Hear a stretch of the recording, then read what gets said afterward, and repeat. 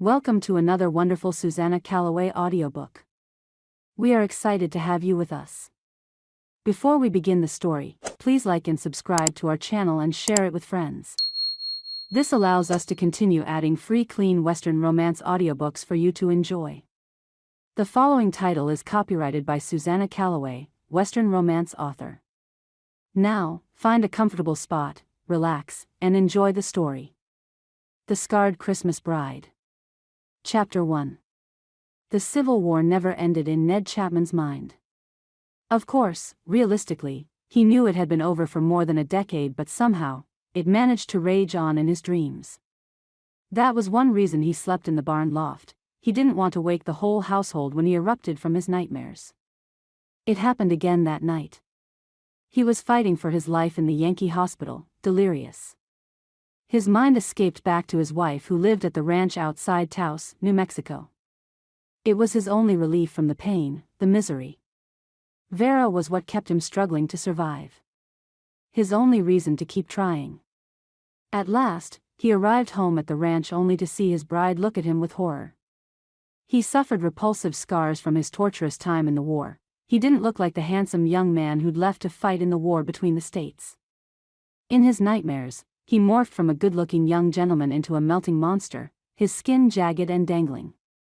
Vera screamed as he transformed into the hideous version of himself, and he saw her gulp from the bottle of laudanum in her hand. She drank and drank, chugging the liquid from the amber glass container. He tried to stop her, but she coveted the drug and refused to let go. Minutes later, she crumpled. Dead. She was dead. His war wounds may not have killed him, but their ugliness had murdered his wife. He held her lifeless body in his arms and screamed in agony. No! He jerked awake, bathed in sweat, his heart pounding. His throat felt raw from screaming, old pains seared through him. His curly, brown hair was plastered to his head from the perspiration. Ned scrubbed his palms over his face, trying to wipe away the nightmare. It seemed so real. And it was. It was just about the way it had happened. He'd gone to war, been terribly wounded and spent months in an army hospital, then came home to find his beautiful wife a laudanum addict who couldn't stand to look at him. She blanched and turned her head away from him every time he walked into the same room. She wouldn't allow him to sleep in her bed. He'd only been home a week when she overdosed on the laudanum. Whether it was an accident or whether she did it on purpose, he'd never know. He just knew she was dead because of him. Maybe her brother, Carson Haynes, who was Ned's next-door neighbor, was right. Carson had made sure to spread the rumor that Ned had killed Vera, killed her because he'd lost his mind during the war like so many other men had. He and Carson had never gotten along. They'd been enemies since school days, always scrapping over one thing or another. Ned wondered if perhaps that was why Vera was attracted to him. Her brother didn't like him, so Vera did. She could be contrary like that. A year or so after Vera's death, Carson had offered to buy Ned out. Ned had a good, profitable horse ranch he owned with his brother-in-law, and Carson had always wanted to be the sole owner of those horses. Ned said no, he wouldn't sell his entire herd of horses to Carson or anyone else. The feud had been on ever since. Ned shuddered again, then rolled out of the bed he'd fashioned in the barn loft. He wouldn't be able to sleep anymore tonight. Might as well get started on his chores. He slid his brawny arms into his shirt and was glad the shirt covered up the scars on his chest and back. Unfortunately, there was no way to hide the ones on his neck and jaw. Abby Birch patted the baby as she placed him back in his bed. Micah was almost a year old and fretful from cutting teeth. Now, she'd managed to get him back to sleep at last. She pulled the blanket up over the baby's shoulders and straightened, her gaze going to the window. She saw a light flickering in the barn. Her brother Ned was up already. He'd had another nightmare, she would wager. Pain shot through her heart as she thought about him. He seemed so unhappy, and it wasn't fair. Ned was a good man. Yes, he'd suffered injuries in the war and come home scarred on the outside, but Abby thought he was perfect on the inside. In her opinion, he wasn't hard to look at either. Yes, ragged, puckered lines marred the surface of his jaw and his torso, but he still had beautiful, sable brown curly hair and a rare shade of hazel green eyes fringed with long, thick lashes. He still had a fine physique, and she knew there was a woman somewhere out there who would love Ned for his goodness, his loving heart, and his caring ways. She needed to do something before he turned into a lonely, bitter old man. She just had to figure out what. Lily Lockhart was bored. Extremely bored. Oh, not just now, not just this moment. It seemed like her whole life was boring. She did the same thing every day. Saw the same people every day. Would anything ever change? She'd lived here at the orphanage in Philadelphia for more than a dozen years. She'd come as a frightened, defensive 10-year-old on a stormy night when her life had been saved by a stranger passing by. He'd witnessed her father beating her out in their yard one night. Her savior's name was Johann Schultz. He owned a butcher shop on the corner and had 9 children of his own. He was a big man with ham-like fists, while her father was a sniveling, little coward. She'd never forget how he cringed before Mr. Schultz's fury. When the man demanded that Clyde Lockhart give his daughter to him then and there, her father did it. He ran into their shack of a house, stuffed her belongings in a pillowcase, and brought it out and threw it at Johann Schultz. Her father was a tough guy, all right, when his opponent was a little girl. When a big, muscular man confronted him, he cowered. Johann took Lily home to his wife, and they called the doctor. Lily's mother was dead, probably at her husband's hands, and Lily couldn't go back to her abusive father. The scars were too deep, not only physically, but emotionally, as well. But the Schultz's small house was already overflowing with children. She couldn't stay there. Mr. Schultz had taken her to the orphanage, and she'd been here ever since. The first person she met was Sister Constance Bennett, the woman who had become like a mother to her. They were close, and when Lily turned 18, and it was time for her to leave the orphanage, they decided she would stay, instead. She worked as sort of a house mother, helping with homework, supervising activities, coordinating daily schedules. She'd lived in the same little room where she'd come when she was 10 years old. Lily had never traveled out of Philadelphia. She'd never been properly courted by a man, she'd never had a real adventure. She felt itchy like she needed to scratch, but she didn't know where. She was tired of the same routine, of taking care of other people's children with no hope of ever taking care of her own. Then she saw it. An advert for mail-order brides. The men out west were hungry for female companionship, starving for a relationship with a woman. Were they hungry enough to overlook the scars her father had left on her arms and on her back? Were they lonely enough to accept a woman who bore scars on her heart as well as her body? Chapter 2. Abby huddled with her and Ned's mother, Judith Chapman. They were in the middle of the general store and didn't want to be overheard as they discussed the advertisement in the newspaper Abby held in her hand.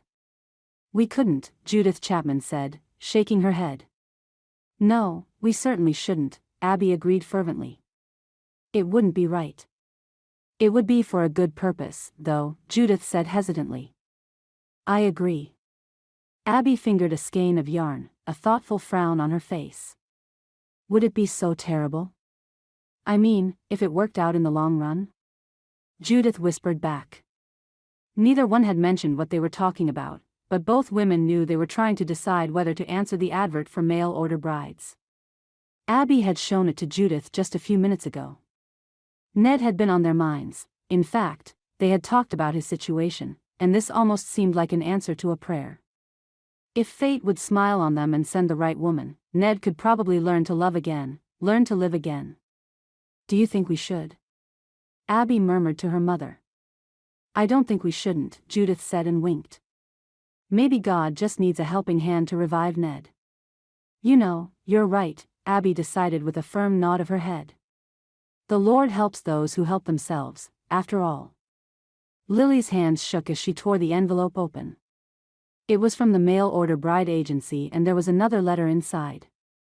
She looked at Sister Constance with wide, green eyes. "It says the second letter is from a rancher in New Mexico who has put in for a wife. What should I do?" "I'd say you should read it," Constance said with a smile, laugh lines crinkling around the corner of her eyes. "That way you'll know what it says." Yes, of course, Lily answered and fumbled to unfold the letter. Her gaze swiftly scanned the words written in a strong, clear hand. Hello, miss. My name is Ned Chapman, and I am co-owner of a ranch just outside Taos, New Mexico. We mainly raise horses but also do some cattle. It is a profitable business and can easily support a family. I know this is a big decision for you, but I pray that you will consider making this your home. I offer you a fine house, a decent income, and a kind heart. Do you think you might take this into consideration? Your friend, Ned Chapman. Lily's voice was breathless as she read the letter out loud. Was this it? Was it already time to make her decision? Constance said simply, he sounds nice. Like a gentleman. Yes, he does. And he has a lot to offer, it sounds like. Yes. I don't know, though. You can write anything. It doesn't mean it's true. You're right, sister. Lily felt confusion flood through her. What if she didn't like him? What if she married a man who turned out to be a monster? And another thing.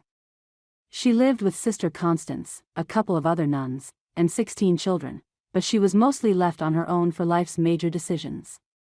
No one told her what to do. She made her own choices. Could she get along as a married woman? She would have to pray about this and decide what she should do. Move to New Mexico and marry a stranger? Not only a strange husband to deal with, but also a strange new part of the country. She'd read enough to know that New Mexico was a completely different climate than Philadelphia. And it wasn't exactly settled yet, either. She had read about trouble with Indians there, especially a tribe called Comanches. That was a very scary thought. But then there was the idea of staying here and never experiencing anything new. She could continue as a spinster, taking care of other people's children. Or she could grab life by the horns and choose her own destiny. She trusted the Lord. He wouldn't let her make a bad decision. The part of her that had been frozen stirred to life. She had been ignored by the few men she knew here in Philadelphia. The war had left many widows available. There were many women who didn't have her history or her scars or her father's bad reputation going against them. Her father had been shot to death by another woman's husband shortly after Lily left for the orphanage. Did she want to take the chance? Did she want to risk her future on a whim? What if it didn't work out? She stared at Constance, willing her to give her an answer. Am I really such a coward? She asked herself. Was she really such a faint-of-heart Christian that she didn't trust the Lord to truly guide her in the right direction? The complete change of everything called to her, beckoning her to take a chance on love, or at least on life. If she left with a guarantee that she could return, it wouldn't be so risky. If she didn't shut the door, she could still walk back through it, right? Sister Constance almost seemed to read her mind. You could go and see what you think. If it doesn't feel right, you can come back. Lily looked at the older woman, searching her face for the answer. She looked into the woman's kind, steely gray eyes, seeing the encouraging confidence there. So, Constance actually thought this was a good idea. If that's a promise, I'll do it. Lily finally said. If I can come back if it doesn't work out, I'll go and meet Ned Chapman, see if I like him and New Mexico. If I do, I'll become a mail-order bride. The enormity of what she had just said washed over her, and her knees buckled. She sat down hard on the chair behind her. Lord help her. She, Lily Leanne Lockhart, was going to be a mail-order bride. Chapter 3. Lily was unaware that it wasn't Ned who had written her at all. Judith and Abby hadn't wasted any time in following through with their plan. They'd immediately filled out the mail-order bride application and gotten word that Ned should write a letter to his intended. So, they wrote the letter and signed Ned's name, knowing what they did was so wrong, but hoping earnestly that it would turn out all right. They both spent hours fretting about their deception. If only someone would look deeply enough into Ned's heart, they would see what a good person he was. He deserved to be loved, maybe even more so because he had suffered so much. The two of them huddled together at the desk in the office as they composed an answer to the letter they had received from a woman named Lily Lockhart. She was willing to come west and, if they were compatible, she would marry Ned. What if she's a harlot? Judith asked as she sat with the pen in her hand. What then? Well, she said she wanted time to get to know Ned a little bit. We can use that time as well. We should be able to tell if she's a decent woman or not within a few days, shouldn't we? Abby paced across the floor, patting the baby on the back as she went. You're right, Abby. Of course, you're right. Judith prepared to write again. We're going to need that time, anyway, in order to convince Lily to go along with our plan. If Ned finds out we sent for her to be a mail-order bride for him, he'll disown us or get so angry he'll never speak to us again. That will never work. That is for sure. I just hope she'll be reasonable about it. We are doing the right thing, aren't we, Mother? Abby fretted. We're doing it out of love. That must make it right. Abby nodded her head firmly. Yes. So let's get this letter finished while the men are out mending fences. I'll take it into town tomorrow. We want it to sound welcoming and warm, but we don't want to give the impression that Ned is weak. If Miss Lockhart has a greedy side, we don't want to give the impression that she can have whatever she wants. Judith put the pen to the paper. 30 minutes later, Judith folded the letter into an envelope. That's it. Let's pray before we send it. This is going to take the Lord's blessing if this plan is going to come to fruition. Lily sat back in the train seat and closed her eyes. Her long journey was almost over. Soon the train would pull into Taos, New Mexico, and she would meet Ned Chapman. What would he be like? Would he be as nice as he sounded in his letters? Would he be ignorant or educated? She had no idea. She just hoped he was reasonably intelligent, kind, and a good Christian man. It didn't really matter if he was handsome or fat or what he looked like. If he could overlook the scars on her arms and her back, she could turn a blind eye to a less than perfect physical body. Everything already looked so different from home. Out the train window, she had seen a desert-like landscape overtake the greenery of the tree-filled Midwest, more dusty browns and sage greens taking over from the bronze and scarlets that coated other states this time of year. She'd seen raging rivers, deeply forested lands, and wild animals in the open fields as she'd traveled across the country.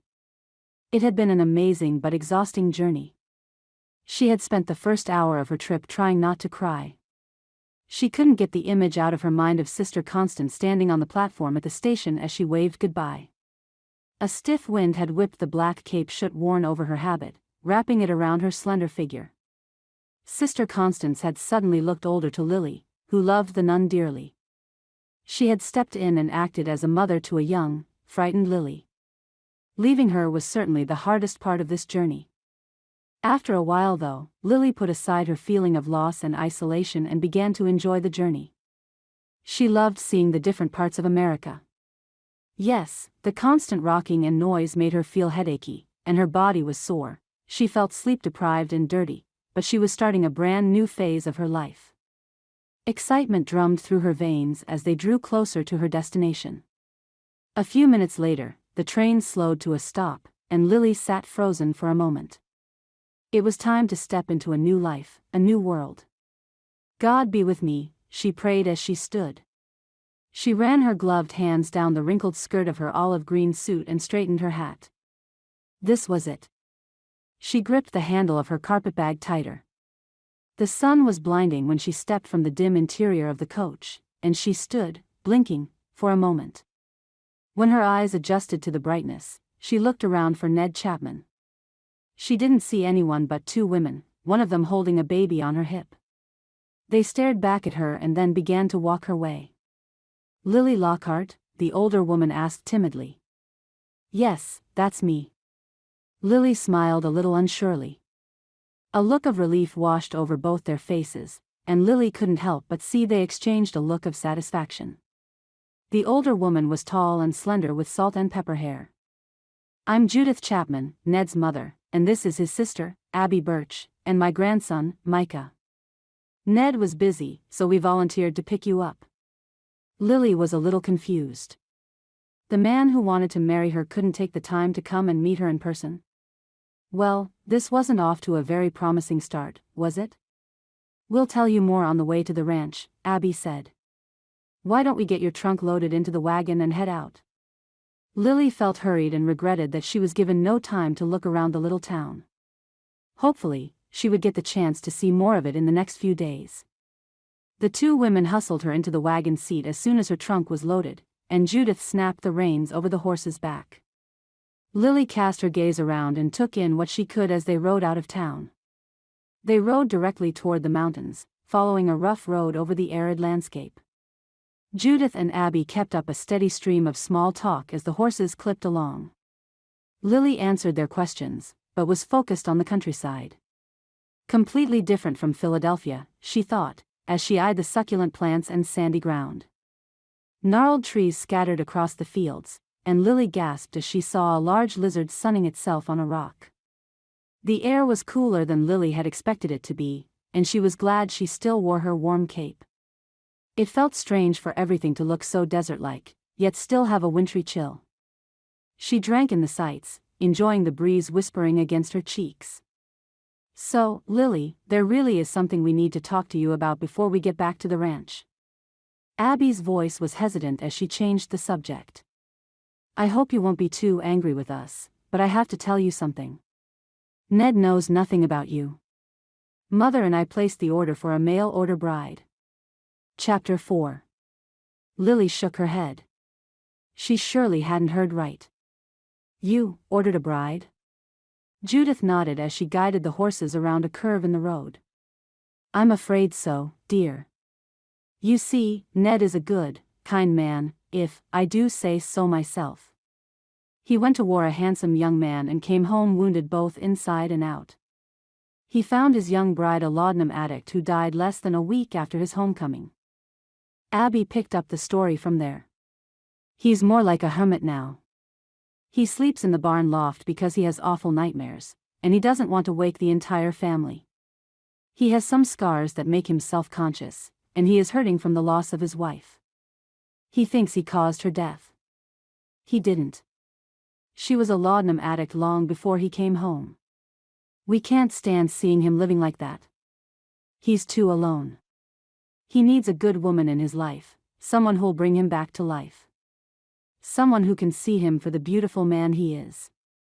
We hope that's you. Judith finished the story and turned to gaze into Lily's eyes for a moment. We prayed about it before we sent the letters. Lily's eyes grew wide as she listened to the women talk. And because they prayed about it, they thought it was acceptable to deceive her, to get her all the way out here under false pretenses? So I left my home and everything familiar to come and be a bride to a man who doesn't know I exist? She gasped. We're hoping nature will take its course. That he'll fall in love with you, and you will be his bride. You just can't tell him that's why you're here, Abby rushed to explain. Please, please, just give this a chance. Now that we've met you, we know Ned will like you. Lily shook her head. Well, if I'm not his bride, who am I supposed to be? You're my friend. I met you when I went back east to school a few years ago. You've come to spend Christmas in New Mexico. Won't you at least give it until Christmas and see if things work out?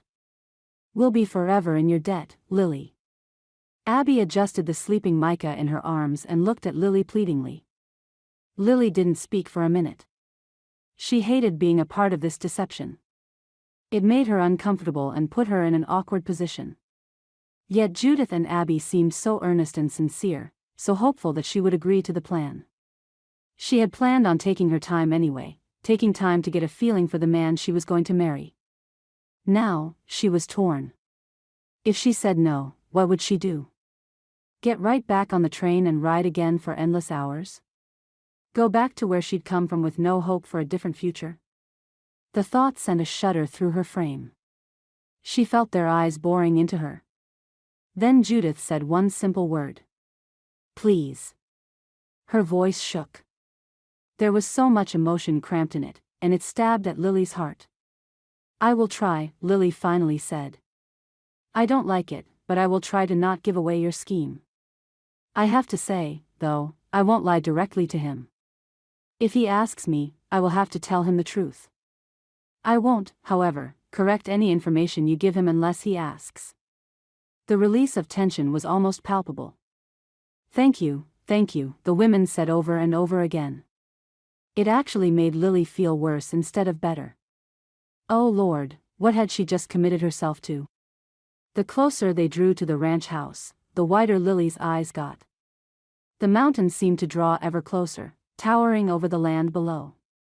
She saw herds of cattle roaming and caught sight of horses scattered around the pastures that crowded the road. The wagon rolled up to the top of a hill and Lily caught sight of the ranch snuggled in the valley in the foothills.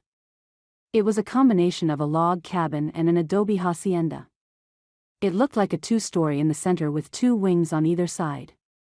A large wooden patio surrounded the front of the house and its double-doored entry. Wooden furniture and potted plants were scattered around the patio, and it looked warm and inviting. The men are still out working with the livestock, but they'll get your trunk when they get here. Right now, let's go on in and relax. You must be exhausted. Judith led the way through the double doors into a sunny home with polished hardwood floors. Colorful rugs and leather furniture were scattered around the living room. A curved wooden staircase wound its way to the second floor. It's lovely, Lily said as she looked around. She gasped when she spotted a piano in the corner. She hurried over to it and ran her hand across its glossy surface. She never dreamt there would be a piano here. So do you play, Lily? Judith asked. Lily nodded and smiled. I loved to play at the orphanage. Of course, the piano was old and out of tune, but I still loved it. Well, you're welcome to play any time here, Judith said as gave Lily a small hug.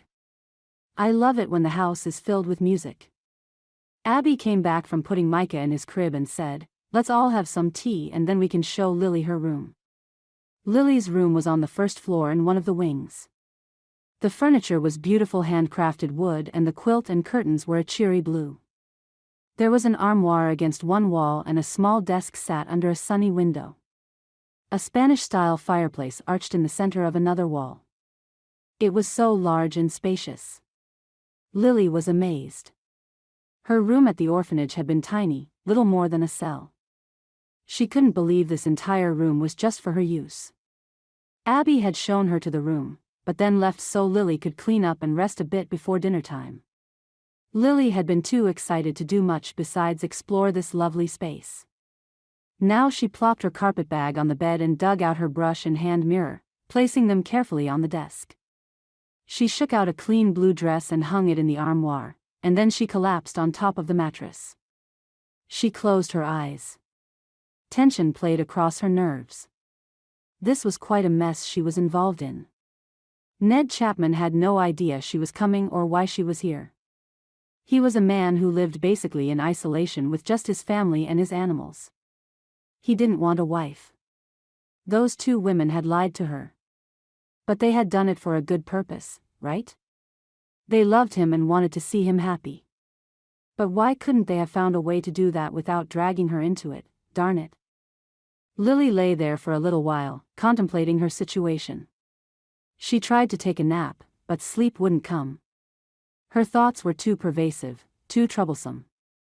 She heaved a sigh and gave up, rising tiredly to freshen up. Whatever happened, this was going to be interesting.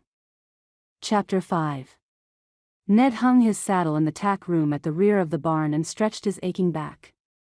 Sometimes aches and pains from his wounds still bothered him, but he usually tried to ignore them.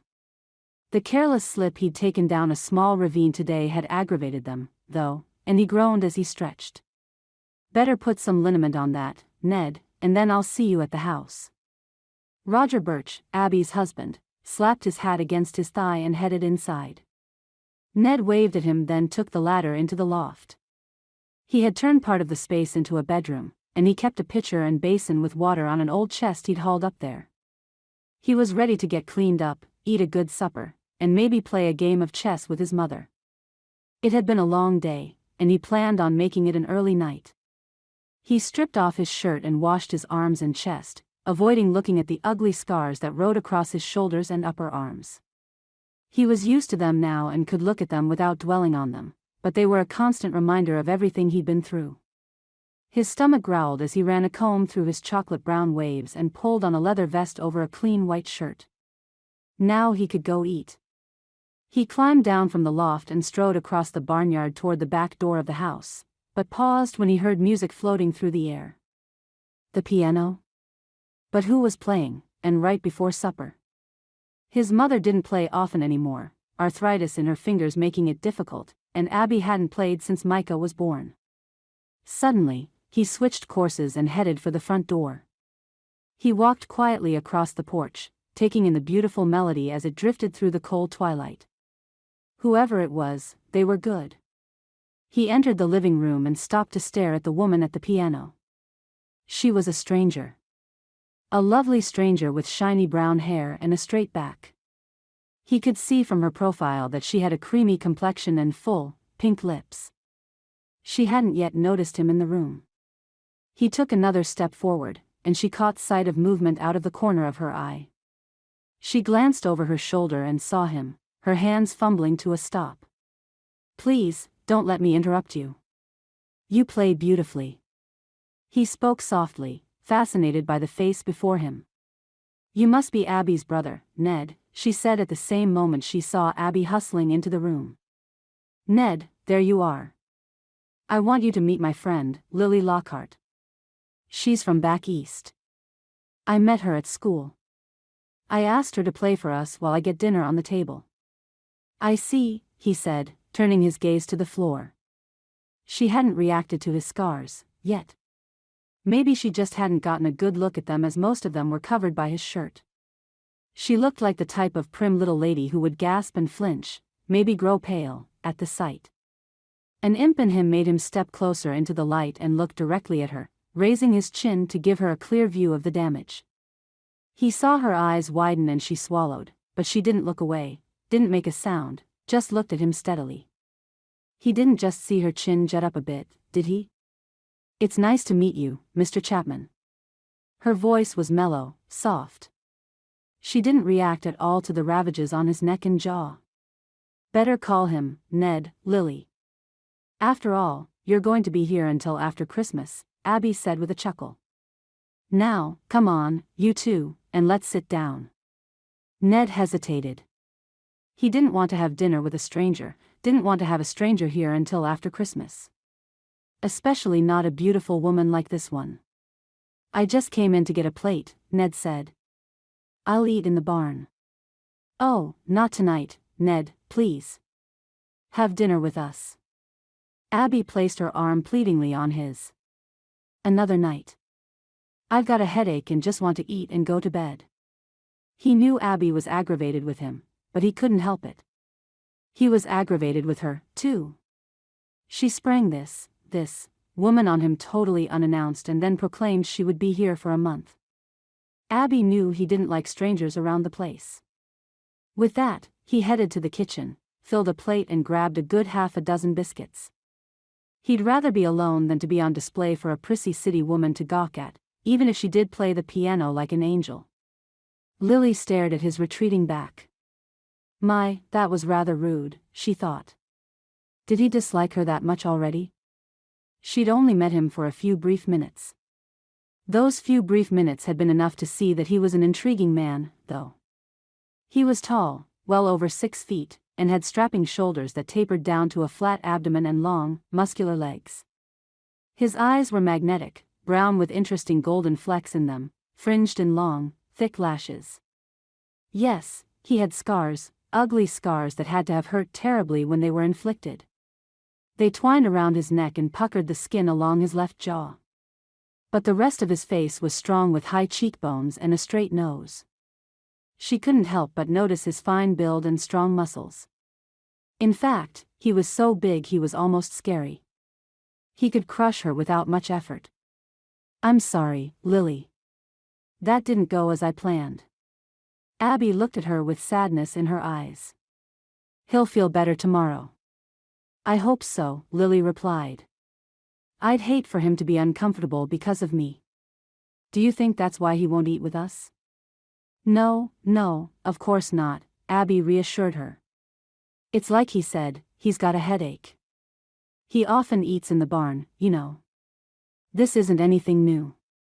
Well, if you say so, Lily said, but silently added to herself, you didn't see the way he looked at me before he left. Chapter 6. Abby finished braiding her hair and let the tail fall down her back. Her nightgown flowed to the floor, and she was ready for bed. It had been a long, stressful day, and sleep couldn't come soon enough for her. So what's going on, Abby? Roger asked as he sat on a bench and pulled his boots off. I know you're up to something.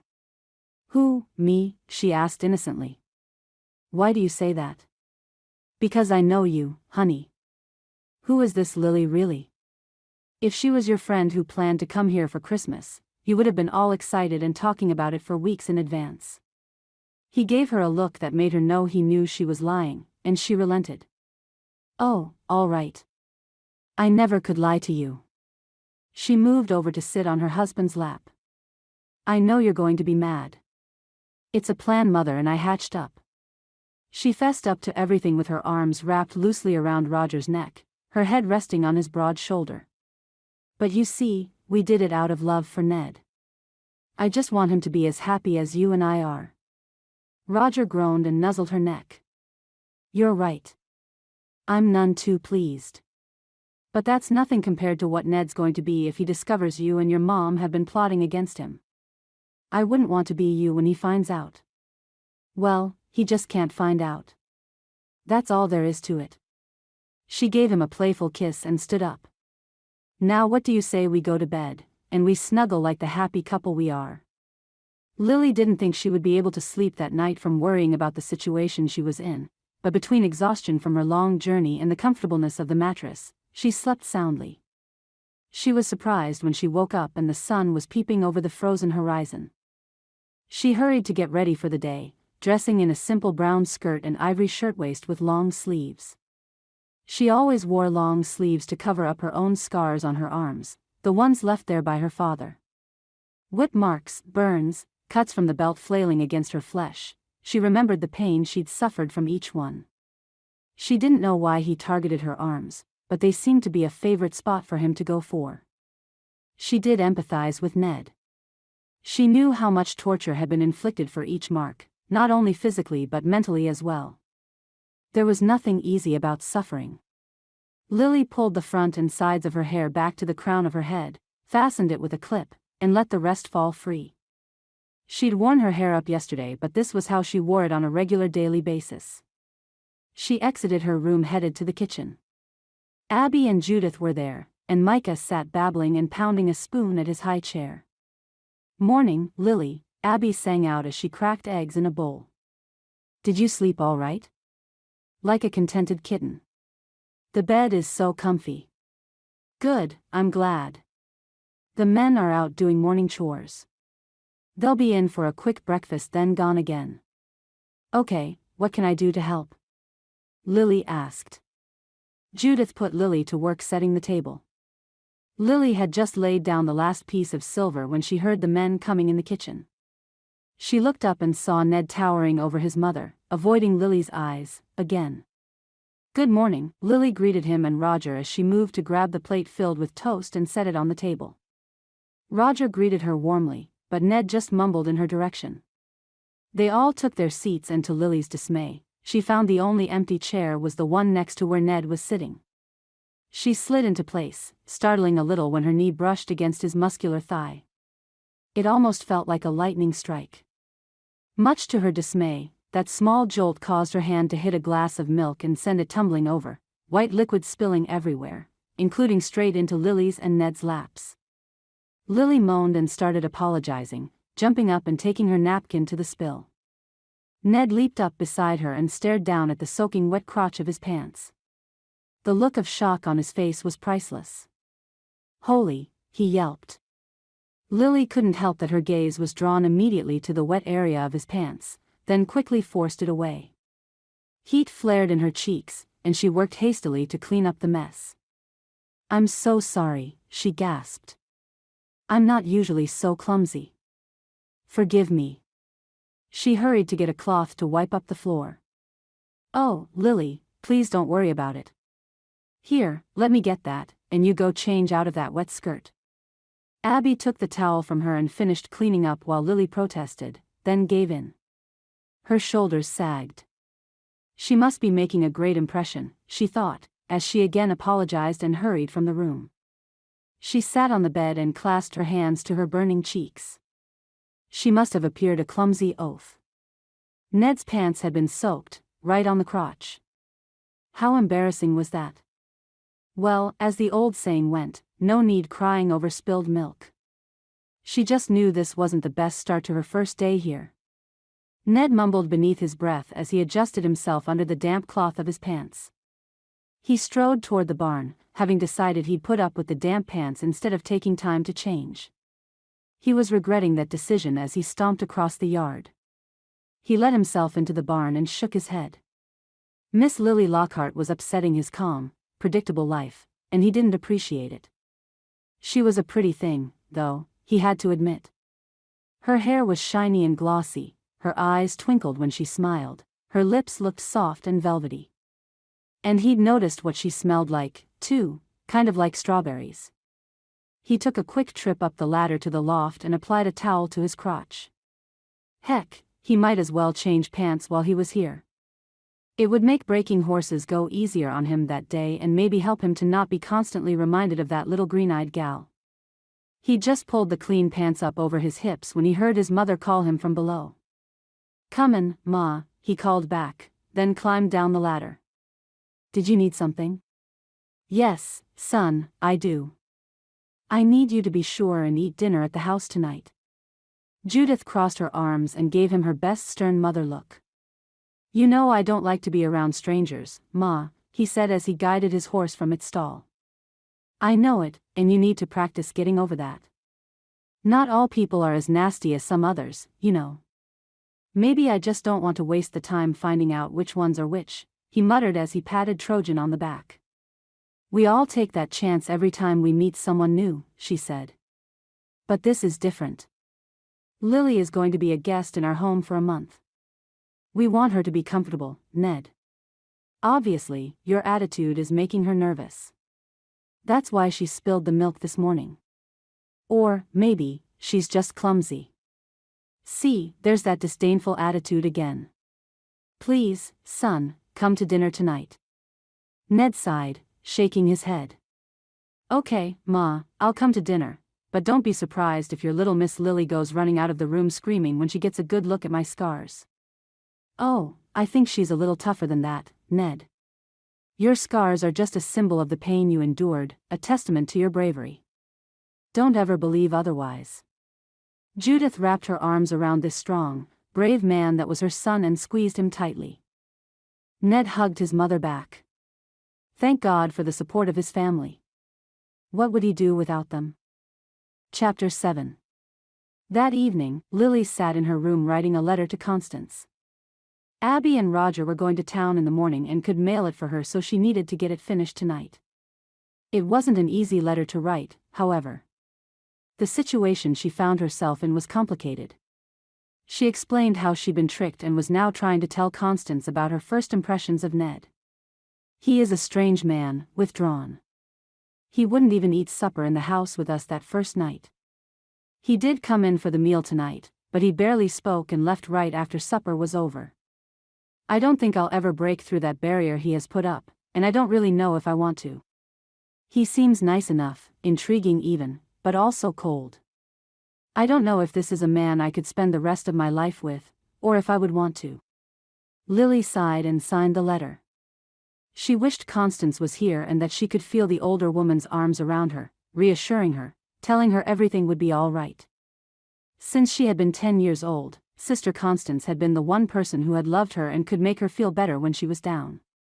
She missed the nun's strong, steady presence and logical thinking. Maybe she would have a solution to this situation. After she'd addressed the envelope, Lily wandered over to the window and looked outside. A light flickered in the loft window. Ned was still awake. The world was still except for a barn cat slipping around the corner of the smokehouse and the old hound dog, Cletus, rolling in the dirt in front of the pasture fence. With surprise, she noted a rabbit leaping across the yard. What was it doing out in the middle of December? Light from a half-moon filtered over the land, and it seemed to call to Lily to come outside, to breathe the fresh air. Everyone else was in bed. What would it hurt if she went out to the porch for a little bit? She gathered up the extra quilt and wrapped it around her shoulders, then tiptoed out the front door. She breathed deeply of the cool, sweet air. She looked across the barnyard and up at the sky. The incredible beauty of the night sky took her breath away. A million stars sparkled in the black velvet sky, the mountaintops seeming to scrape against the heavens. Moonbeams played across the waters of the stream that meandered nearby, and a gentle breeze sighed through the trees. She wasn't used to being so isolated, so alone. In Philadelphia, there was always something going on, people around, even at night. The orphanage was located in a busy neighborhood, and people were always coming and going. It was never this quiet. She made her way to a chair in the corner and sat down, her mind still taking in the wonder of the beauty here. There was something about this land, something that called to her. It might be nice to stay here and get to know it better. But that would also mean getting to know Ned better. That thought wasn't quite as appealing to her. Oh, she loved people and loved to hear their stories, but Ned Chapman wasn't an ordinary man. He had depths guarded by walls that she didn't think she'd ever be able to break down in order to get to know the real man behind them. She yawned and let herself relax against the back of the chair. She really should get up and go to bed. A cold, wet nose woke Lily later. Cletus, the dog, had discovered her and sniffed and wagged his tail, thumping it against a nearby table. "Oh, stop," she protested with a laugh, then suddenly jerked upright as a light flashed in her eyes. Cletus wasn't alone. Ned was standing next to the dog. She must have fallen asleep. The quilt she had wrapped around her had fallen away and the sleeves of her nightgown were shoved up, exposing her scarred arms. She stifled a small yelp and pulled them down to hide the mars. I must have fallen asleep. I just came out to enjoy the beautiful night," she babbled, feeling guilty for some unknown reason. "I see. It's all right. I love the fresh air, too. I just came up to get a snack. I didn't mean to disturb you." He spoke quietly, a puzzled look on his face as his gaze trailed over her now fully covered arms in the light of the lantern. "I can make you some eggs or heat up some leftover chili," Lily offered, pulling the quilt tightly around her. "No, I'll just have a sandwich. You were sound asleep until Cletus woke you up. Why don't you go on to bed?" "I'll be fine." He opened the front door and held it as she entered. Goodness, he'd already talked more tonight than he had the entire time she'd been here. Part of her wouldn't mind continuing the conversation, to see if she could make some headway getting to know him. The other part, however, was much too aware that she was clad only in a nightgown and a quilt. Not really appropriate clothing for a conversation. She nodded. "Good night, then," she said and hurried to her room, closing the door softly behind her. He'd seen her arms, she knew he had, but he hadn't said anything. Maybe it had been too dark for him to get a good look, maybe he was too self-conscious of his own scars to say anything. She crawled into bed and fell asleep as she pondered the question. Ned moved quietly as he grabbed a couple of slices of bread and some cheese. It had felt funny standing there gazing at Lily as she slept. She had looked so peaceful, so content. There had been a little smile on her face as if she were enjoying her dreams. Then he had seen her arms. A web of scars wound their way around those slender limbs, clear up past her elbows, as far as his eye could see. What had happened to her, he wondered. He'd wanted to ask but didn't have the guts. It seemed too personal a question. Whatever the reason she bore those scars, he knew it was painful. They looked old, so she must have been just a little girl when it happened. He wondered if she had been rejected by others, too, as he had been. Like his own wife had soundly rejected him. Suddenly, he was no longer hungry as the memories soared to the surface. Vera had taken one look at his fresh scars and fainted dead away. She wouldn't allow him to touch her, would scarcely stand for him to be in the same room. She was different, too, he wanted to tell her. He'd left a healthy, beautiful wife behind and come back to a woman who looked like a scarecrow. Her hair was dry and frizzy, her skin a sick yellow color. She'd been swallowed up by laudanum addiction, frail and so skinny a strong wind could have blown her away. Apparently, though, he was the only one who could see that. Certainly, her brother Carson couldn't. He'd been quick to spread the rumor that Ned had killed her, that Ned was responsible for her death. Ned's stomach churned as he replaced the bread in the bread box. He didn't think he could eat anything now and not throw it back up. Chapter 8. Thanks so much for helping me make these Christmas stockings, Abby said as they sat in the living room with the sewing in their laps. The children at the orphanage are always really thankful for anything they get. I know. I've lived at an orphanage since I was 10 years old. Lily matched the front of a sock to the back. Kids in orphanages don't get much, if they get anything at all. That is so sad. Maybe we can send a donation to your orphanage. Abby glanced over at Lily. So you didn't leave there when you turned 18? No, I took a job there. It didn't pay much more than room and board, but I liked it. It allowed me to stay near Sister Constance and work with the children who lived there. That's where I learned to play the piano. Sister Constance taught me, and now I teach other children. I enjoy that. Abby grew quiet and her hands paused in their work. Lily, I'm sorry I tricked you into coming out here. I know it was wrong. Lily smiled gently at her. It's all right, Abby, I know your actions were motivated by love, twisted as they were. Of course, I forgive you. If nothing else, I got to see this part of the country, and now I have you and Judith as my friends. Thank you, Lily.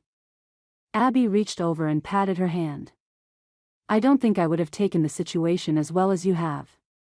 Lily still felt badly about Ned being the only one who didn't know she was really here to be his mail-order bride. Even Roger was in on the secret. Abby had told her. Ned didn't seem to be avoiding her as much lately. He'd come to meals regularly the past few days and even stayed to talk or play chess a couple of evenings.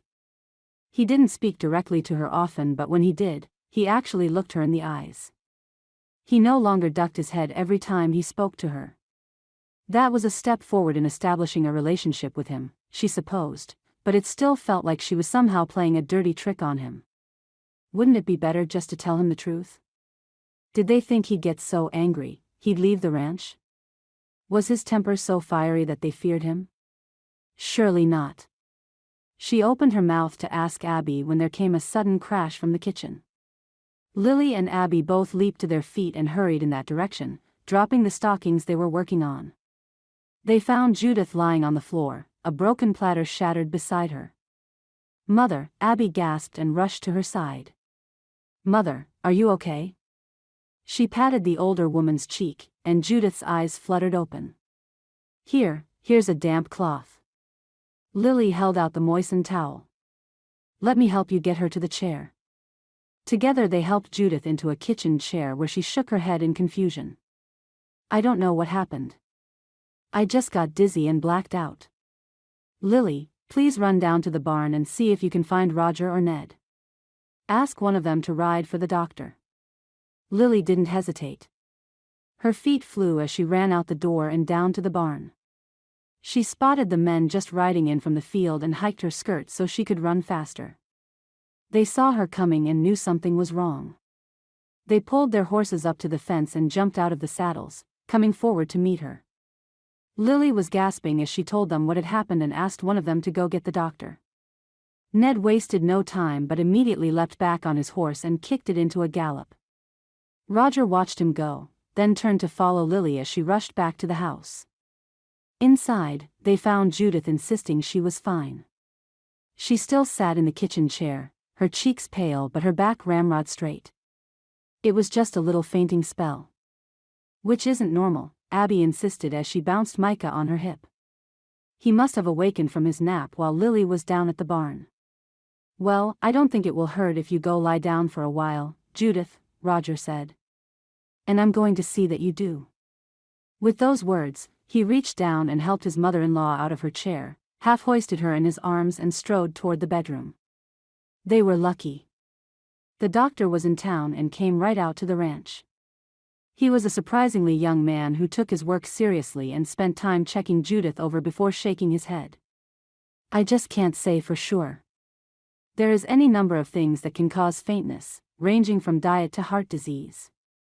My best advice is to take it easy, don't work too hard, relax whenever possible. Watch for any other symptoms, such as headaches, shortness of breath, nausea, anything. Fetch me if you need me, and we'll try to solve this mystery. Lily walked Dr. Sherwood to the door as the others stayed to be with Judith. She felt his gaze on her as they walked through the living room. So you are a friend of the family, right? Sydney Sherwood asked as she showed him the way. Yes, I am, she said hesitantly. That was really the truth now. It just wasn't why she was here. How long will you be here? He asked, cocking his head curiously, lamplight shining off his golden hair, even if it was a bit receding. Until Christmas, she replied. In that case, Miss Lockhart, may I call on you in the future? Lily missed a step when he asked her. Did he mean court her, romantically? I don't know. I hadn't really thought about seeing anyone while I'm here. Why don't you think about it then? I would like to take you to dinner one night. Thank you, Dr. Sherwood.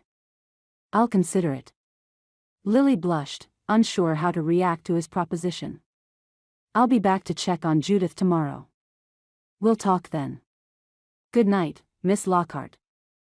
He left and Lily turned to go back to the bedroom, practically colliding with Ned as he approached. A scowl tugged at his eyebrows as he leveled a cold stare at her. Chapter 9. How long had he been standing there eavesdropping, she wondered. He didn't look happy about what he'd heard, that was for sure. Well, it was none of his business if she wanted to see Dr. Sherwood socially, was it? She tipped her chin and gave him what she hoped was a defiant look. It seems you made an impression on our Dr. Sherwood, he finally said, squaring his shoulders. Well, I wasn't trying to, Lily answered. I imagine he's just lonely and would like a little companionship. I reckon, he said indifferently. I'm going to tend to the horses. With those words, he pushed past her and headed to the barn. She didn't know why she felt guilty about being caught with another man asking her out. After all, she was an adult who could do what she wanted. It was really none of Ned Chapman's business. Yes, she was supposed to be his mail-order bride, but he didn't know that, did he? So he certainly had no right to be angry or jealous. Jealousy. Could that be what created that unhappy look on Ned's face? Don't be silly, she silently scolded herself. Ned Chapman could care less if she even stayed in New Mexico another day, let alone gave a hoot about who she was seeing. She was imagining things. Well, there was no time to think about it now. She needed to help Abby get supper started. Abby and Lily insisted that Judith remain in bed the rest of the night and the next morning. She complained loudly about the confinement, but the girls insisted she stay there until after she had seen the doctor that day. They spent the day baking Christmas cookies and cleaning house. When Sidney Sherman arrived in the early afternoon, he caught Lily as she was sweeping off the porch. Good afternoon, Miss Lockhart. Beautiful day, isn't it? He greeted her. Yes, it certainly is. We've made Judith stay in bed until you've seen her again, but she isn't at all happy about it. You may have a cranky patient on your hands. Well, it won't be the first time, he chuckled. Have you had a chance to think about what I asked you last night? There's a church social on Saturday that I'd love to escort you to. Thank you. That would be nice, but I'm afraid I already have plans for Saturday. She prayed he didn't ask what they were because she had no idea. She just knew she wasn't really comfortable with the idea of going out with him for some reason. Oh, I'm sorry to hear that. Maybe I'll see you at church on Sunday then, he said. Oh, and by the way, here's a letter Mr. McGee, the man who sorts the mail, asked me to give to you. Thank you. Lily took the letter and saw it was from Constance. I'll take you in to find Abby and Judith. She left the women alone while Dr. Sherwood examined Judith. She went out to sit on the porch to read the letter. It was good to hear from the woman she missed so much. I know you have found yourself in a difficult situation and know that you are praying for guidance. If things do not work out, there is enough money enclosed to buy a return ticket. Stay until Christmas, if you wish, then come home. You know you are always welcome here. Tears burned Lily's eyes as she read the caring woman's words. She did miss Constance and the children. Yet she had promised Abby and Judith she would stay until at least Christmas to see if their crazy plan worked. She sighed and pulled the letter tightly to her chest. Dear Constance. It looked as if she might be seeing her dear friend sooner than she thought she would. Judith had been clear to resume light duty and insisted she felt fine. Perfect, in fact. Definitely good enough to go to church with the family on Sunday. Roger, Abby, Micah, Lily and Judith all climbed into the buggy and Ned rode his horse, Trojan. Lily felt a flare of excitement that she would finally get to see some of Taos and meet some of the people there. It was a small, adobe, mission-style church that Lily found quite charming. She was surprised by the number of people in attendance. The lot in front of the church held an abundance of wagons, buggies, and horses tethered to hitching posts. Lily was introduced to several people before the service, then headed inside for the sermon. It was about honesty and made Lily cringe at the deceit she knew she was a part of. Well, Christmas was just 10 days off. She would have to hold out until then. When the service let out, Judith and Abby stopped to talk to the preacher for a few minutes, and Lily continued outside to breathe in the crisp, fresh air.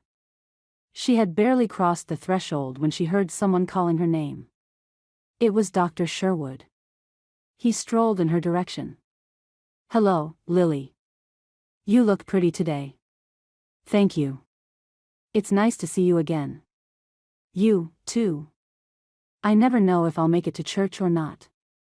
You never know when a baby's going to be born or a cowboy is going to get kicked by a horse. He chuckled, shoving his hands in his pockets. Oh, hello, Carson. A tall man with a full mustache walked up and shook Sydney's hand. He had wavy brown hair and his flint gray eyes ran over her curiously. Miss Lockhart, may I present Mr. Carson Haynes? Miss Lockhart is a guest of the Chapman family, Carson. Carson raised his eyebrows. Is that so? Nice to meet you. Say, does Ned still have all those horses? Has he been selling any of them? I've never seen so many beautiful horses in one place, Lily said. And they are in perfect condition. I really don't know if he sells them or not. Carson nodded. Yeah, I may be interested in some of them myself. I have a ranch out in that direction. Lily turned her head when she heard Abby call for her. I've got to go, gentlemen. Have a blessed day. With that, she hurried over to join Abby at the buggy. Chapter 10. We brought the Christmas stockings we made for the children at the orphanage. We're going to stop and give them to the kids. I can't wait to see their faces. Abby bounced up and down a little bit, she was so excited. Lily caught some of her excitement and looked forward to meeting the children. Orphanages weren't just located in big cities, she thought. They were all over the world. Poor, parentless children were everywhere. When they entered the orphanage, the first person Lily met was Bridget, a small bird-like woman with a big smile. Come in, she greeted them. Children, look who's here. A dozen or more children gathered around them, greeting them shyly. One little girl hung to the back of the group, her dark hair swinging down to cover her eyes. Hello. What's your name? Lily walked over and asked her. The little girl looked up at her with huge, brown eyes. Tessa. Lily's heart melted when she looked into those eyes, eyes that reflected a painful past. But they still had a look of hope in them, a look of trust. How old are you, Tessa? 6. She lisped through 2 missing front teeth. My, you are a big girl of 6. Would you like a Christmas stocking to hang on Christmas Eve? Lily asked her gently as she held out a stocking. Oh, yes, please, ma'am. She took it carefully as if it were made from spun glass. Thank you. Her eyes glowed as they examined the stocking. This one made me think of you, Lily confided. It has an angel embroidered on it. Now, what would you like to find in this on Christmas morning? Some candy? No, ma'am. All I want for Christmas is a new mommy. She paused and looked up into Lily's eyes. A mommy who is as nice as you. Maybe you could be my new mommy? A stab of pain shot through Lily's chest. Oh, this sweet child. Something deep inside of her desperately wanted to hold the little girl, to take her home and show her all the love in the world. She wanted to be her mommy. I wish I could be, Tessa. I wish I could. They arrived back at the ranch an hour later and made quick work of a lunch of tortillas, a local dish Lily had learned to make. She was amazed by how much she liked the tortillas, beans, and beef. There was rice on the side and canned peaches for dessert. She helped Abby with the dishes and then waved her off to take a nap. You, too, Judith, Lily ordered. She wanted the older woman to take it easy just in case she was still ill. Lily was left at loose ends once the women drifted off to rest. She felt a restlessness overcome her. An image of Tessa played across her mind. Don't think about it, again, she ordered herself. A trip outside was what she needed. Lily wrapped a shawl around herself and strolled across the yard. Some horses in a nearby pasture caught her eye, and she wandered in their direction. She'd always fancied horses, though she'd never had that much to do with them in her former life. Hello, sweetheart, she murmured to a particularly fetching filly who came right to the fence to meet her. You are a charmer. Charm. Maybe that's what I'll call you. Then charm she is. Lily swirled and saw Ned close by. Do you like horses? Yes. I think they are magnificent animals. Do you know how to ride? She shook her head. I never got the chance to learn. Would you like me to teach you? She flashed her gaze up at him. Was he serious? I would love to learn to ride, she said. Well, there's no time like the present. Come on. What? Really? She gasped as she hurried after him. Yes, really. Everyone here needs to know how to ride. To her utter surprise, he picked her up and plopped her on the top rail of the fence closest to the barn. Wait here, and I'll go get Charm. Lily's nerves built inside her as she sat on the fence. She didn't know if the reason was that she was about to actually ride a horse or the fact that she could still feel the touch of Ned's hands on her waist. The flesh there tingled, and she shivered. The first thing you need to know is how to saddle your horse. Ned brought Charm forward, then fetched a blanket and a saddle from the tack room. Come down here, and I'll show you. He held his arms up and she allowed him to swing her to the ground. There was that tingling sensation again. Remember, always work from the left side of the horse. Ned flung the blanket over Charm's chestnut-colored back. Lily watched and listened closely as Ned saddled the horse and slipped on the bridle. When he was finished, she watched in amazement as he undid everything he had just done. Now you do it, he said challengingly. Lily swallowed, then she moved to obey him. Okay, I'll try. She slipped off her shawl and hung it on the fence, then grabbed the blanket. The blanket was easy, but it turned out the saddle weighed more than she had guessed. She heaved it up on Charm's back, her sleeves falling back and exposing her arms. Her gaze flew to Ned's and he laid his hand on her arm. Don't worry about your scars, Lily, he said quietly. I've seen them before. That night on the porch. Please don't worry. You know I have scars, too. Yours do not affect your beauty at all. I still think you're beautiful. Her breath caught in her throat as he moved closer. Instinct made her tip her head up as his came down and their lips met in a sweet, heart-melting kiss. Lily was stunned by his kiss, and he seemed to be just as surprised. They looked at each other for a long time before Ned shook his head and turned back. Okay, now let's see you put the bit in. Ned found himself whistling as he cleaned up for dinner. He had enjoyed this afternoon more than any he could remember in the last 10 years or more. Spending time with Lily had turned out to be peaceful and pleasant, not the stress-filled interaction he was used to with other people. He was surprised by the urge he'd had to kiss her, but wasn't disappointed in the action. She had tasted sweet, like cherries, almost, and her lips had been soft and gentle, and almost hungry under his. He could imagine just kissing her for hours at a time. The mere thought had him feeling a burn he hadn't felt for a long time. Maybe his luck was changing. Maybe fate had decided to give him a second chance. This was something he was going to have to think about. Right now, though, his mind was on supper. Not only could he fill his stomach, he could also fulfill his desire to see Lily again. Lily was busy baking cookies for the orphanage. They wanted to have plenty to fill the stockings with on Christmas Eve. They'd also donated oranges, combs, whistles, and sundry other little things. At least, the children at the Taos orphanage would have some semblance of Christmas. A dozen thoughts flitted through Lily's mind as she rolled out cookie dough. She and Ned had been getting along well ever since her writing lesson. He hadn't missed a meal in the house, and he spent more time inside with the family. He wrestled on the floor with Micah and played chess with whoever was willing to take him on. Last night, he'd asked Lily to play the piano, and they'd wound up with everyone gathered around singing Christmas carols. Something was changing about their relationship. She hardly knew what to make of it. They were more comfortable being together, and they could carry on a conversation without avoiding looking at each other. In fact, Lily rather enjoyed looking at Ned. He was a big, strong man with the grace of a mountain lion, and she liked to watch him as he strode across the room or worked with the horses. She liked the way his hair fell in soft curls, just brushing the collar of his shirt. His hair was a beautiful color, silky and shiny. When the sun hit it just right, fiery highlights danced deep in its surface. Heat filled her cheeks as she thought of how it would feel to run her fingers through those glossy curls.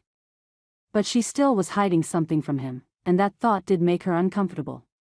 She hated keeping this secret from him, especially since they seemed to be getting along so much better now. If he found out, he might never forgive her for taking part in it. She had just stuck the pan of cookies in the oven when Judith came into the room. It smells good in here," she said, sniffing appreciatively. "They are gingerbread cookies for the orphanage," Lily informed her. "The children will love them." "Lily, I wanted to tell you, it seems you're making some progress with Ned. I've wanted to talk to you about that. He must think you are really special. He doesn't allow just anyone near his horses, you know. I think you're going to make him a wonderful wife." "I don't know about that, Judith. It's only a few days until Christmas and Ned still doesn't know why I really came here." Lily plucked at her apron nervously. "And he mustn't find out, Lily." Judith's tone was firm. "I think he's going to come around on his own and he'll never have to know." "Do you honestly think that's fair to him, Judith?" "It just seems wrong to me. That's something I'd have to live with on my conscience for the rest of my life." "Lily, Ned is a proud man. He'd be humiliated if he thought his mother and his sister had to step in to find him a wife. Please," she turned imploring eyes on Lily, silently asking her to keep the secret. Lily still hadn't answered when Ned walked in the back door. "Hi there, ladies. What are we talking about today?" he asked with a smile as he reached for the coffee pot. "Lily is making more cookies for the orphans," Judith answered without missing a beat, but when she turned, she shot Lily a cautioning look. Lily sighed and started wiping down the table. She was going to have to make a decision soon. The evening was warmer than usual, so Lily decided to enjoy some fresh air. Goodness, but this was becoming a habit, and a pleasant one at that. She drew her shawl around her and wandered around the yard. She could hear the lonely wail of a coyote in the distance. In the shadows, saw what she thought might be deer prints just a few feet in front of her. She stopped and raised her gaze to the sky. Once again, it was studded with a plethora of diamonds, a few clouds scudding across the velvety surface. She'd never seen skies like this in Philadelphia. Here they were so clear, so vast. The only thing blocking her view was the towering mountains. Somehow, she had fallen in love with this place. With its rawness, its harsh beauty. She couldn't imagine returning to the hustle and bustle of the city with its traffic and noise 24 hours a day. But she better get used to the thought. Ned had not mentioned sharing a future or anything that gave her hope that things might work out. Even if they did, she didn't want to start things off with a lie between them. As if her thoughts had conjured him up, she heard a noise behind her and turned to see Ned approaching her. "I saw you from the barn and came to see if everything is all right," he said as he stepped near. "Yes, it is. I just wanted some fresh air before going to bed. It's a beautiful night. That's for sure." "Did you find the Big Dipper?" he asked, pointing upwards. "It's right over there." "Oh, yes, there it is," she exclaimed in delight. "So the Little Dipper is right there?" "No, a little bit this way." He put his hands on her shoulders and adjusted her a bit. Lily's breath drew in sharply at his touch. "Lily, there's something I wanted to ask you," Ned said. Oh, Lord, was this it? Was he going to ask her to marry him? Or at the very least, was he going to ask if he could court her? "You know I got my scars in the war. How did you get yours?" She felt the tension melt from her body as she realized he wasn't proposing. She wasn't ready to answer him until things were clear between them, anyway. Instead, a different kind of tension played through her. She didn't like to talk about her scars, or her father.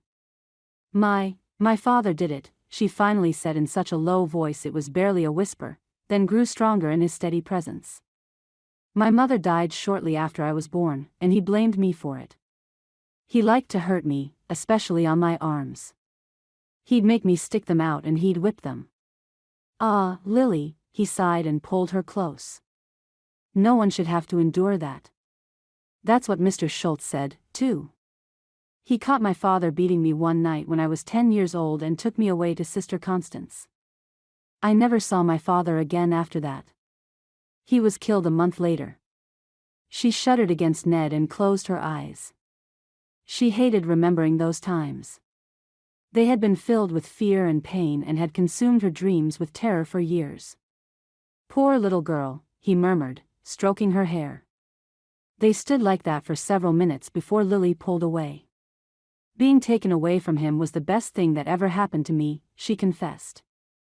"I grew up healthy and well taken care of at the orphanage. You grew into a beautiful, kind woman. I'm surprised you aren't bitter. Bear with each other and forgive one another. If any of you has a grievance against someone, forgive as the Lord forgave you." Lily recited the verse quietly. "Sister Constance taught me that, and I've repeated it to myself at least 1,000 times." They didn't speak for a minute, then Lily gave him a little smile. "I need to go to bed. I'll see you tomorrow." "Let me walk you to the door," he said, and moved along beside her. When they reached the door, he leaned over and planted a kiss on her forehead. "Good night, Lily. Sleep well." With that, he turned and strode to the barn, Cletus the dog galloping at his side. Chapter 11. Lily was mad at herself. Last night had been the perfect time to tell Ned about the scheme she had gotten embroiled in, and she hadn't done it. Coward. She berated herself. You didn't want to face his anger alone, did you? She angrily snapped the rug she was shaking, then turned back to replace it in front of the sink. Abby was in the kitchen fixing Micah a bite to eat, and she eyed Lily curiously. "You seem a bit agitated today, Lily. Is there anything wrong?" "Oh, Abby, I don't know what to do. I know you and your mother don't want Ned to know about your plan, but I feel so guilty. It's like I'm lying to him. But it's working, isn't it?" Abby watched Lily as she swept the room. "I can tell. Ned likes you. A lot. But he doesn't know me. At least, not the real me. He thinks I went to school back east, but last night I told him about the orphanage. He's not stupid, you know. He's going to put 2 and 2 together and realize I'm lying to him." Abby didn't say anything as she scooped a spoonful of applesauce into Micah's mouth. Then she turned and looked at Lily. "I never told him I went to school with you. I just said I met you when I was going to school. He won't figure it out, Lily. Not if we're lucky, anyway." Lily was about to answer her when they heard a clatter out front and Abby peered out the window. "Oh, it's Roger and Ned, and they've brought home a Christmas tree. Let's go see." "Come, Micah." Lily sighed as she followed Abby out the door. Another chance to set things right was gone. Was she ever going to get to make this better? She felt like she was smothering beneath the weight of this secret. She made a decision. Even if Ned did ask her to marry him, she couldn't do it unless he knew the truth. They decorated the Christmas tree that evening. It was a festive affair. They hung the strands of popcorn and cranberries they had been stringing all day and added ornaments made from cookie dough and tied with ribbon. Lily laughed out loud as she and Ned nearly collided while they each ran a strand of popcorn around the tree. Judith popped into the room bearing a tray of cookies and spiced apple cider, and a warm feeling of family filled the air. Lily thoroughly enjoyed it. When Ned again asked her to play the piano, she smiled and moved to the bench. She was surprised when he sat down beside her and her fingers trembled slightly as she started playing Silent Night. He sat next to her, his shoulder brushing hers. He had a beautiful, clear baritone and sang with feeling. Lily didn't want the night to end. Everyone seemed so happy, so content. There were not many moments she could recall at the orphanage that felt so good. Yes, she had been happy, but she hadn't been stirred with emotion. Here, with this family, she knew what she had been missing. This family shared a connection, a bond that came from knowing they were one unit, that they loved each other unconditionally.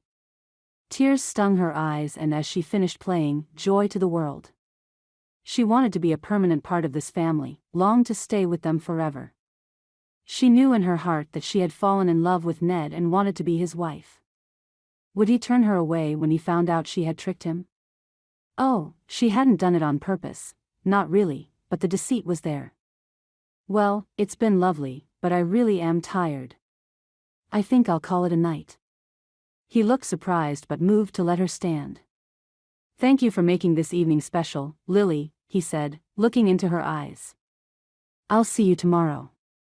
Lily hurried out of the room and slipped away. She'd promised not to say anything to him until at least after the holiday. She needed Christmas to get here so she could either tell him the truth or go back to Philadelphia. Lily didn't sleep well that night. For the first time in weeks, she had a nightmare. It started out with her father yelling at her, screaming at her. Liar, he shouted. You are a filthy liar. He raised his belt and brought it down on her arms, pain searing through her as it bit into her flesh. No, Daddy, no, I'm not lying. Lily shrank into a corner as she raised her arms in front of her face. Don't hit me. I'm not lying. Suddenly her father morphed into Ned. You are lying, Lily. I'll never forgive a liar. No, Ned, it wasn't me. I didn't lie. I just didn't confess. Liar. Get out of my life. His face contorted with rage, and he turned and walked away from her without looking back. Lily awoke with a gasp, her heart pounding madly. The sheets were twisted around her legs and tears were wet on her cheeks. She knew, deep inside, that is exactly what would happen when Ned discovered the truth. He would banish her from his life. And she would deserve it. How could he trust a liar? Maybe she hadn't lied to him directly, but it was a lie of omission just the same. She was here to get a husband, and he was her target. She wasn't the innocent visitor he thought she was. Chapter 12. 3 more days. 36 hours. That was all she had to endure until Christmas arrived, and Lily could tell Ned the truth.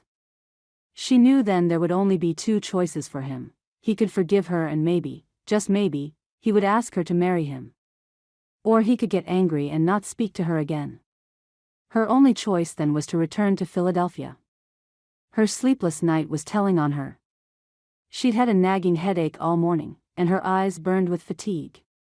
When she told Abby she wasn't feeling well and would skip their planned trip into town to get last-minute Christmas supplies, she hadn't been lying. Her stomach was churning.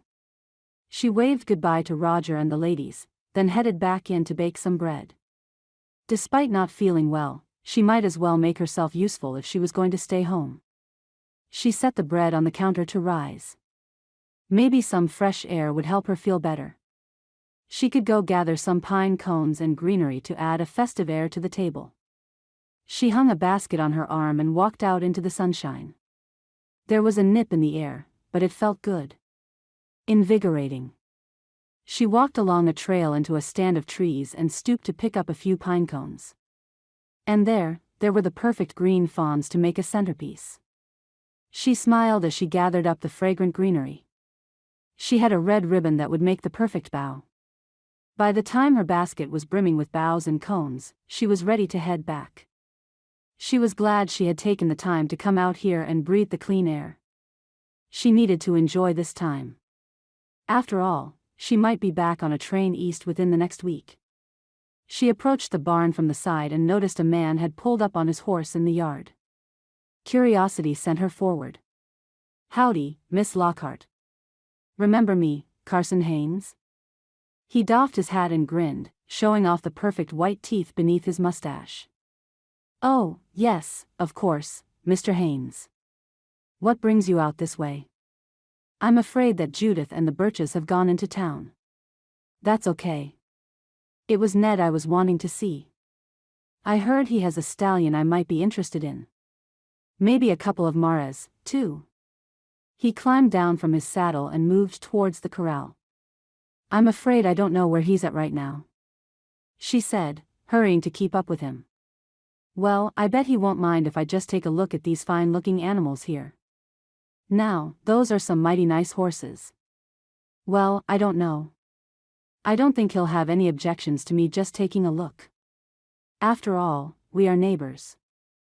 Lily knew he might be right, but she couldn't get the sound of Judith's voice out of her head. "He's particular about those horses," she'd said. "He doesn't like hardly anybody around them. I think you should wait until Ned gets back." She stepped in front of him, blocking his path. "Please. Ned," he guffawed. "You think Ned is so high and mighty? You think he's such a respectable rancher, do you?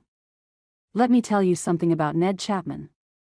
Lily stepped backward, alarmed by his aggressive stance.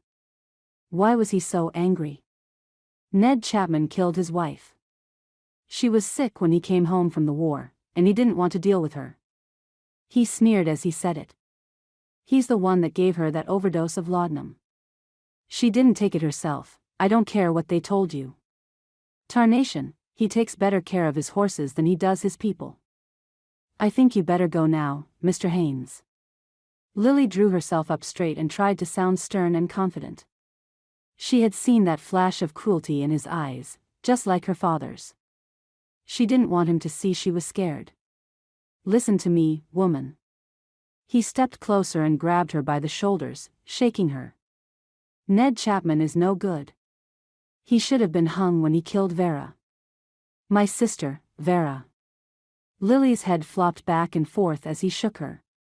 When he suddenly released her, she staggered back, tripping over a tree root. She hit her head, stunned, and then the world went black. Carson looked at the woman where she sprawled and tried to figure out what had happened. There, that rock, she must have hit her head on it. She was out cold. He stood up and cast his gaze around him. No one was in sight. Maybe this was the perfect time to give Chapman a little Christmas present. Maybe some mayhem would do. With that thought, he walked over and unlatched the gate to the pasture and shooed the horses out, waving his arms and hollering. The herd took off, thundering across the open ground. There were a few more in the other field. Maybe he'd just help himself to them.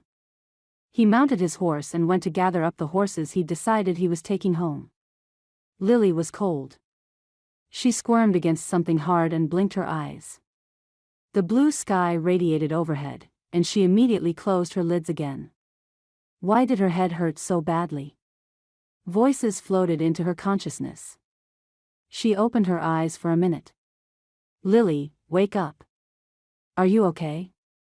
Please say you're all right." Lily opened her eyes again and noted Abby's worried face. Judith and Roger were there, too. Oh, good, she wasn't alone anymore. That was the last thought she had as she drifted back into unconsciousness. "Let's get her to the house," Judith ordered. "After you carry her in, Roger, ride for Doc Sherwood." Abby ran on ahead to turn down the bed, and Judith carried Micah. Roger scooped Lily up in his arms and took her inside, laying her down gently.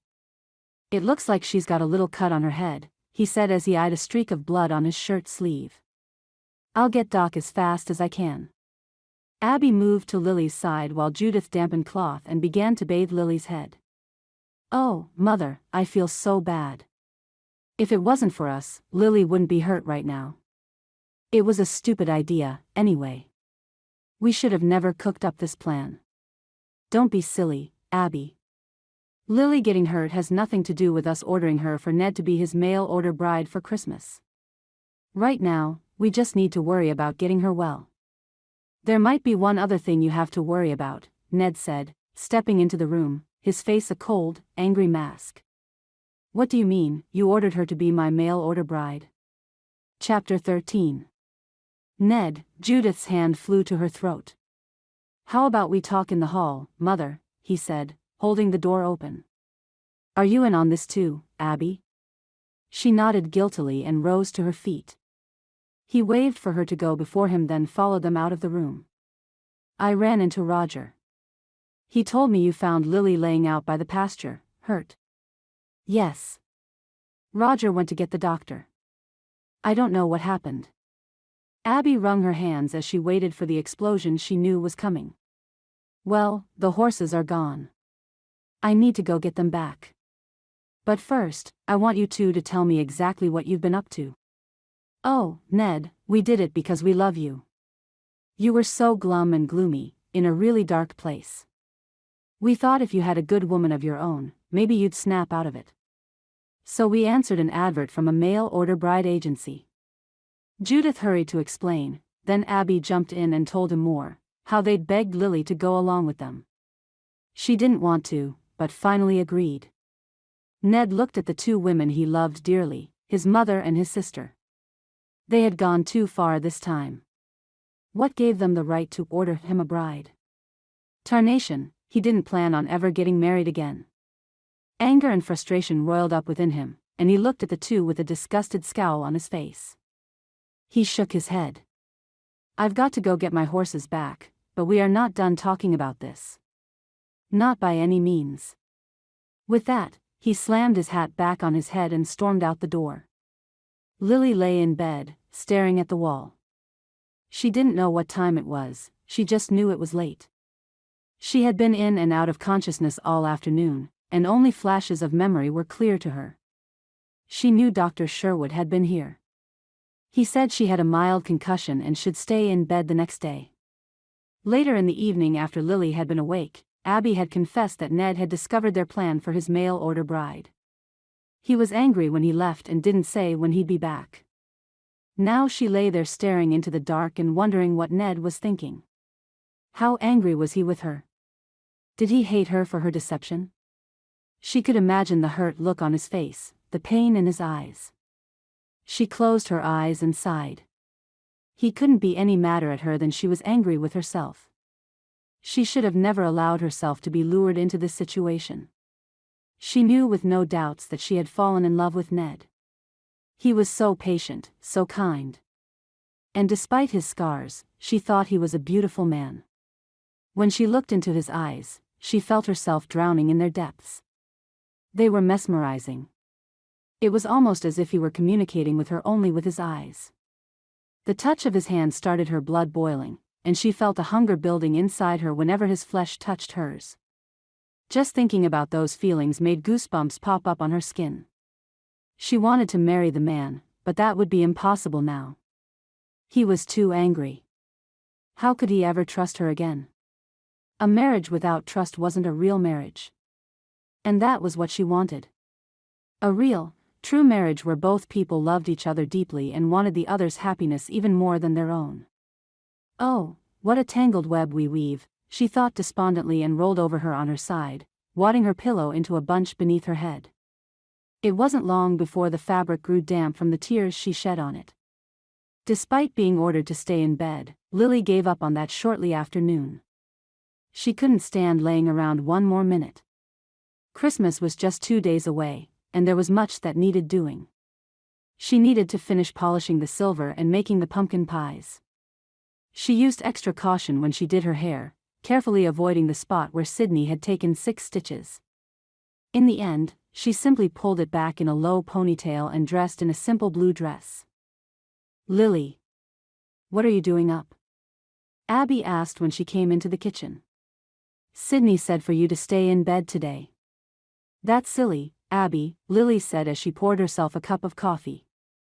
"I feel fine, and there's too much to do for me to loll around in bed all day." Judith fussed over Lily and made her sit down to drink her coffee. "No sense in overdoing it, girl. Besides, I need to tell you all exactly what happened yesterday." Lily motioned for the other two women to join her at the table. "I didn't just trip and fall yesterday. I was pushed." The women gasped, and Lily continued telling them the story and concluded with, "He must have let the horses out, too. Oh, that Carson.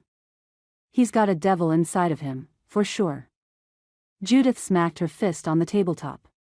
"He's caused Ned nothing but trouble, spreading that rumor about Vera, accusing him of murder." "Lily, you need to tell the sheriff exactly what happened," Abby said. Lily shook her head. "What good would that do, Abby? It would be my word against his. No, now that Ned knows the truth, I'd really rather just enjoy Christmas and then go back to Philadelphia. I want to let it go." Both women shook their heads but didn't voice their objections. Lily stood up and said, "All right, then. That's settled. I'll polish the silver now." Chapter 14. Ned led the last 3 horses he had rounded up behind him as he headed back toward the ranch. He was tempted to spend another night out here on the range like he had done last night, wrapping up in the bedroll he carried. There were still a couple more horses running loose, he thought. Maybe he could find them first thing in the morning. Right now, the sun was sinking low over the horizon and the wind was picking up. Maybe he would stop and build a fire. He selected a spot protected by a big boulder and not far from a creek, then slid his saddle off Trojan. He gathered up some wood and built a fire before starting a pot of coffee. Spreading out his blankets, he collapsed onto them and leaned his back against the rock. He was beat. Not just physically, but emotionally as well. He couldn't believe his mother and sister had actually picked out a bride and ordered her through the mail for him, like she was a sack of feed. They must have forged his signature to accomplish it. And poor Lily. She had honestly thought she was coming to New Mexico to get married, to start a new life. She had left everything familiar behind and stepped out and took a chance, and look what happened. Her husband-to-be turned out to be 2 meddling women pretending to be a man. How had they ever managed to talk her into playing along? He'd like to take both their heads and clonk them together. Did they actually think their little scheme would work? But it had worked, hadn't it? A little voice inside him asked. He had come to care about Lily, care about her very much. She was always happy, often singing or playing the piano, and she pitched in and helped wherever she was needed. She hadn't lied to him outright either. He couldn't think of anything she'd said that probably wasn't the truth. She'd told him about growing up in an orphanage, about her father's abuse. She'd been honest about the important stuff. He liked the way she looked, too. Her complexion was pretty and pink, her cheeks glowing with wholesomeness. Her eyes reminded him of jade, a mysterious jewel he'd seen pictures of, and her hair fell in a silken mantle around her slender shoulders. An image of Lily as she sat and played the piano, smiling up at him, ran before his eyes. She had never once looked at him as if she were horrified by what she saw. He threw his head back and laughed out loud. Darn, if he could be angry at his mother and sister for bringing Lily into his life, for bringing him love. Lily was the best Christmas present ever. And now he had run off and left her without even waiting to see how she was. Guilt plagued him the rest of the night. Surely, she was okay. He remembered how she looked lying on the bed, so slight she barely made a bump under the covers. She had been pale, but she was all right, wasn't she? He had to get back and make sure. And if she was all right, he was going to tell her exactly how he felt about her. He loved her. He really did. Darn it, if those 2 scheming women hadn't been right after all. He did want to marry her. By the time the sun was peeping over the horizon, Ned was saddled up and on the way home. It should only take him a couple of hours to get there if he took the shortcut. He hated to do it. It cut across the Haynes property. Vera and her brother Carson had lived there. Carson still did.